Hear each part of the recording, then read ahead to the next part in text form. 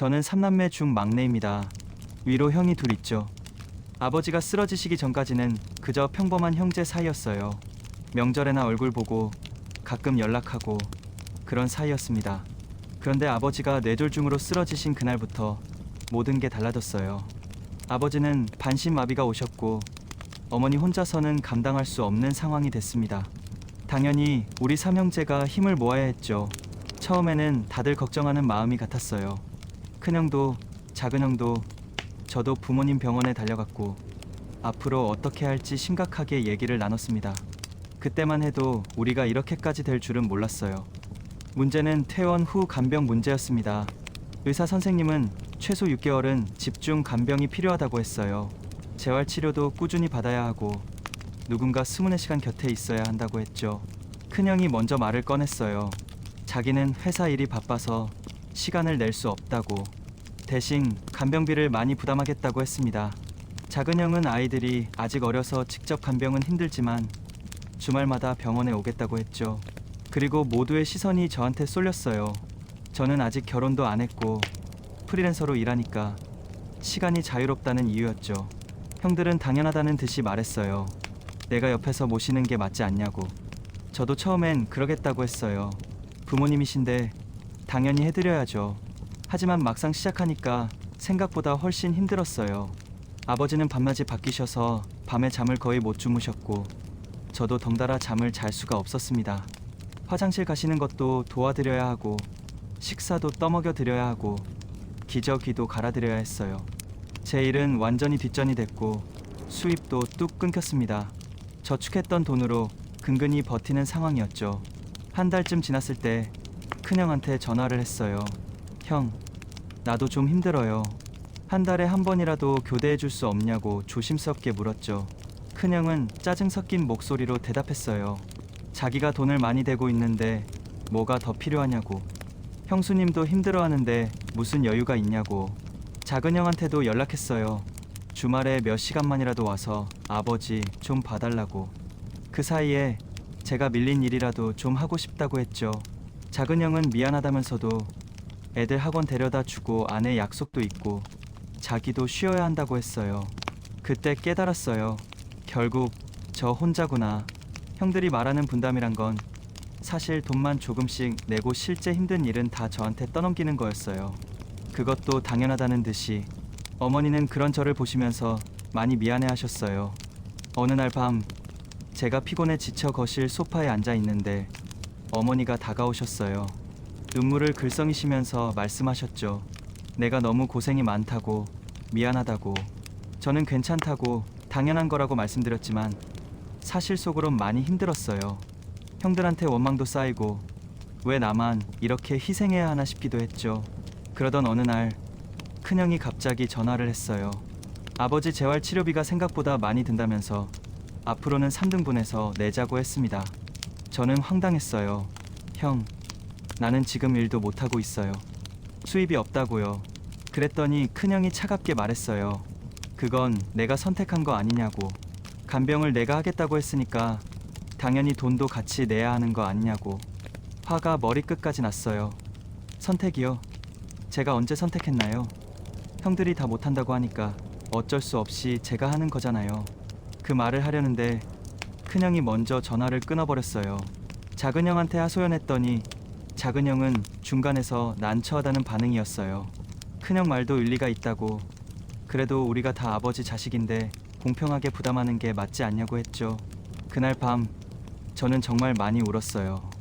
옆에서 주무시는 아버지 깨실까 봐 소리 죽여가며 울었습니다. 나는 뭐지? 나는 대체 이 가족에서 뭐지? 그저 편한 사람들 위해 희생하는 존재일 뿐인가? 다음날 아침 아버지가 저를 보시더니 힘없는 목소리로 물으셨어요. 어제 울었냐고. 형들이랑 싸웠냐고. 저는 아니라고 괜찮다고 말씀드렸지만 아버지는 다 알고 계셨던 거예요. 아버지가 떨리는 손으로 제 손을 잡으셨어요. 그리고는 눈물을 흘리시면서 말씀하셨죠. 미안하다고. 자식들 사이를 이렇게 만든 게 다 자기 때문이라고. 차라리 자기가 없어지는 게 낫겠다고. 그 말을 듣는 순간 정말 가슴이 무너지는 것 같았어요. 아버지는 평생 일하시면서 저희 삼형제 키우셨어요. 당신 하고 싶은 것도 다 참으시면서 저희한테 다 주셨죠. 그런 아버지가 지금 자기 때문에 미안하다고 없어지는 게 낫다고 말씀하시는 거예요. 저는 아버지 손을 꽉 잡았어요. 그리고 말씀드렸죠. 아버지, 그런 말씀 절대 하지 마세요. 제가 옆에 있을게요. 계속 여기 있을 거예요. 그날 저는 결심했어요. 형들한테 더 이상 기대하지 않기로. 제가 할 수 있는 만큼만 하고 정 안 되면 요양 시설도 알아보기로 했죠. 그게 차라리 모두를 위한 길일 수도 있겠다 싶었어요. 그런데 며칠 후 뜻밖의 일이 있었어요. 작은 형이 갑자기 집에 찾아온 거예요. 그것도 큰 가방을 들고. 작은 형은 민망한 표정으로 말했어요. 한 달 동안 자기가 있을 거라고. 그동안 제가 좀 쉬라고. 저는 깜짝 놀라서 물었죠. 아이들은요? 형수님은요? 작은 형이 말했어요. 형수랑 많이 얘기했대요. 당신만 힘든 게 아니라는 것도 이제 알겠고 미안하다고. 아이들도 이해시켰다고. 그러면서 작은 형이 조심스럽게 물었어요. 큰형한테 연락 왔냐고. 큰형도 요즘 많이 반성한다고. 자기가 너무 이기적이었다는 걸 알게 됐대요. 다음 달엔 큰형이 온다고 했어요. 알고 보니 어머니가 형들한테 따로 전화하셨던 거예요. 제가 얼마나 힘들어하는지, 밤에 몰래 울고 있는지, 일도 포기하고 돈도 다 떨어져 가는데 혼자 버티고 있는지 다 말씀하셨대요. 그리고 이러다가 막내마저 잃을 것 같다고 형들이 정신 좀 차려달라고 하셨답니다.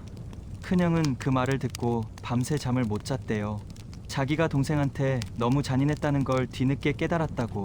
돈만 내면 다 해결된다고 생각한 자기가 너무 이기적이었다고 형수한테 고백했답니다. 작은 형도 마찬가지였어요. 자기 가족 핑계대면서 정작 진짜 가족은 외면했다는 걸 알게 됐다고 했죠.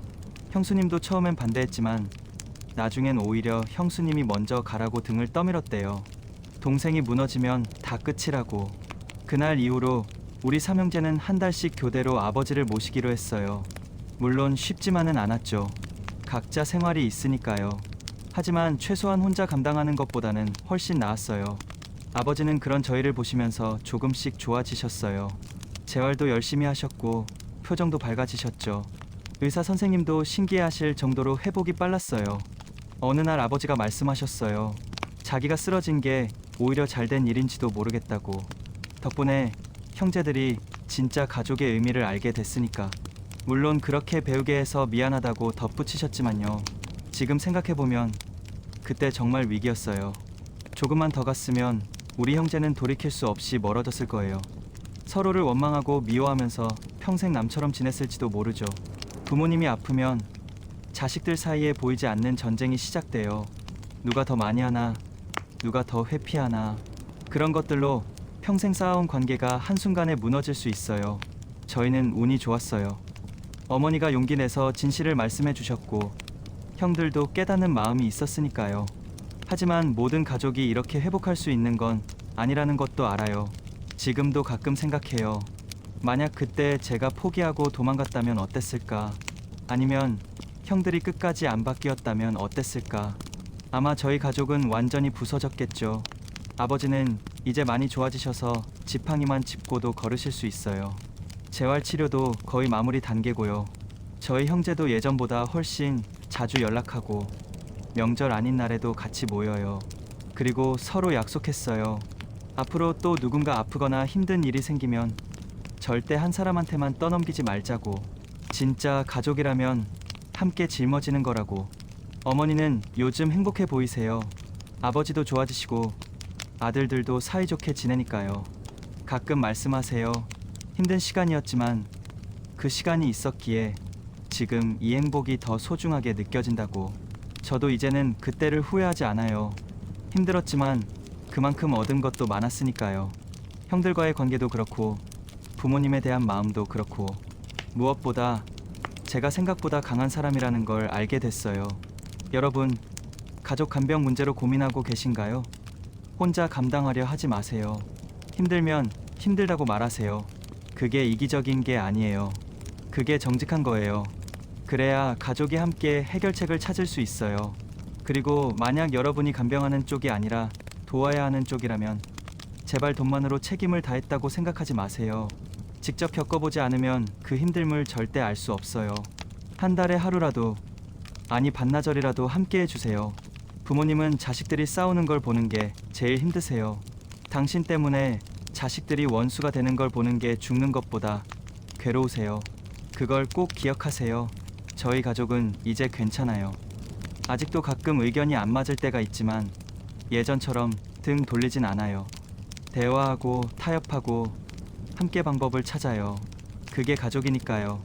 이런 이야기에 공감하셨다면 구독과 좋아요 함께 해주세요.